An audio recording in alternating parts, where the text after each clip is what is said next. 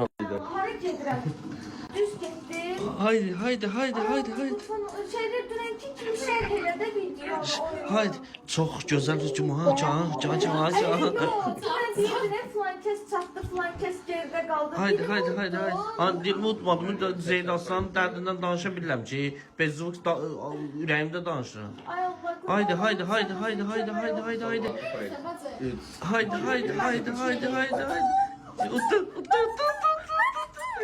Bezvuk sevinmək buna deyirlər. Yazık. Mənim özümü necə hiss edirsən? Çox pis. Necə hiss edirsən? Necə hiss edirsən? İndi Həzanlı idi. Mən birinci başlamağım heç yaxşı olmadı. İndi gərək mən özümdən sonraki 5 nəfəri eləyim uda bilmək üçün. Şəhriyar qabağa keçdi. Vır.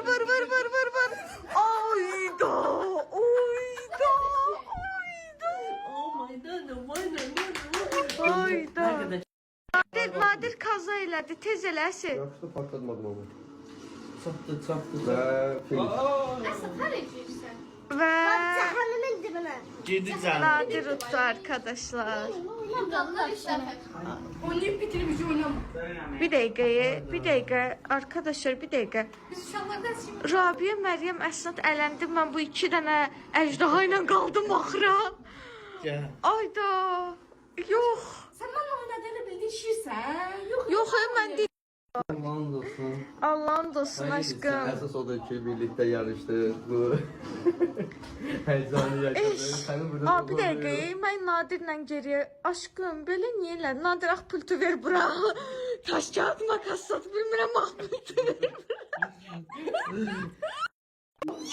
Yes. Güzel. Əsla sən elədin Allah haqqı. Patlattırmasaydın bana. Oh. O yerin ben Benim telefonumu niye sındırsan? Eşek.